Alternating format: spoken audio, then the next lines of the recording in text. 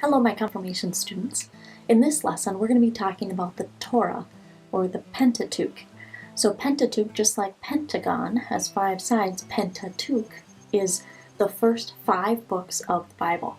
So that would be Genesis, Exodus, Numbers, Leviticus, and Deuteronomy. The Pentateuch is also known as the Torah.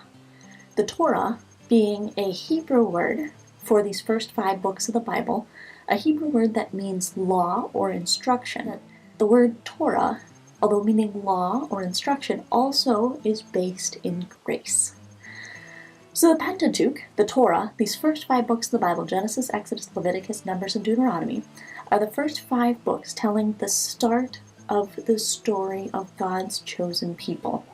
We've covered a lot of Genesis already. The story of Abraham, his son Isaac, Jacob.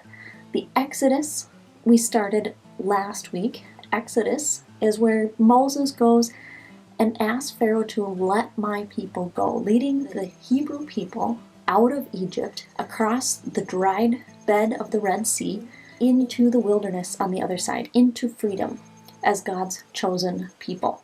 Then in Exodus, we also have the Hebrew people, God's chosen people, who instead of listening to the laws of God, listening to the way that God would like them to live, they decide to make bad decisions. They choose sin and greed over God's abundance of manna and mercy, God's abundance of grace and of food. So, as a result, the Hebrew people end up being stuck to wander in the desert for 40 years. And these 40 years is what the rest of the Pentateuch, the rest of the Torah, is telling us. God chooses to use these 40 years to teach the Hebrew people how to live according to God's way, a way that is different from the system, the structure in Egypt of oppression and hierarchy, to live in a way that's based in abundance for all. So if you read through the book of Leviticus, Numbers, and Deuteronomy, you'll find lots and lots of detailed laws, lots and lots of detailed instructions and rules on how God wants God's chosen people to live. Leviticus talks a lot about sacrificial worship, dietary laws, sometimes you hear the word kosher, talks about purity versus impurity. Leviticus also gives the Holy Code, which is a sanctified communal life, so how to live a holy life as a community together. Numbers gives a lot of the story of wandering in the wilderness and God's guidance, and Deuteronomy finishes up with Moses' last teachings and reminders from God before they reach the promised land. Moses gives them more instructions about the covenant between God and the Hebrew people, the same covenant that we as Christians inherit through Jesus. So the covenant between God and us is what it ultimately becomes. We'll get more into this covenant, another word for promise, in next week's lesson. We'll get into more details about what the word covenant means and what God's covenant is between us and God. And in the final part of Deuteronomy, the last part of the Torah, Moses passes on his authority to Joshua. And unfortunately, Moses never makes it to the promised land. He dies right before they cross into the promised land. Tradition says it was Moses that wrote the Torah, the Pentateuch. But more recently, scholars believe that there were 4 different authors in the Pentateuch, and their writings have all been combined to make what we know today to be the Pentateuch, or the Torah, our first 5 books of the Bible. Now, as you read through these first 5 books of the Bible, as you read through the Torah, especially Leviticus, Numbers, and Deuteronomy, there get to be a lot of details that don't really seem all that relevant, or can be very confusing as you read through them.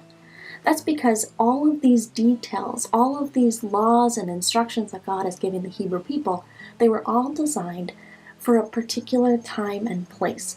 They were designed to be lived out by the Hebrew people as they wandered in the desert some 5,000 years ago.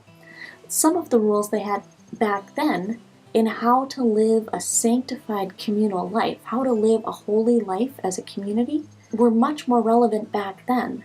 But the spirit of those rules we carry to today. We take those rules and we say, this is what they meant then and there, and we're going to take the meaning behind them, the reason why God gave them these rules, and transfer that to how we live our lives today.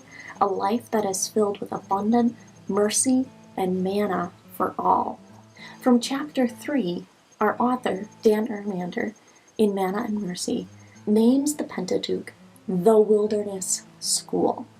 The Wilderness School is these 40 years that the Hebrew people are wandering the desert before they get to the Promised Land. The Wilderness School is where God wants the Hebrew people to learn how to live in friendship with God, in friendship with others, and in friendship with nature. Through the manna, God teaches us an abundance of food, an abundance of provisions, that God will always provide everything that we need and more. We also learn from the manna that hoarding stinks. Saving up more than what we need isn't going to do us good in the long run.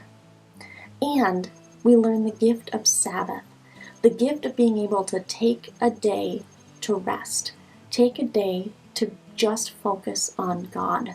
In this wilderness school, in the Pentateuch, in the Torah, we learn that everything comes from God and is God, and is a gift to us to use for God's sake and the sake of our neighbors.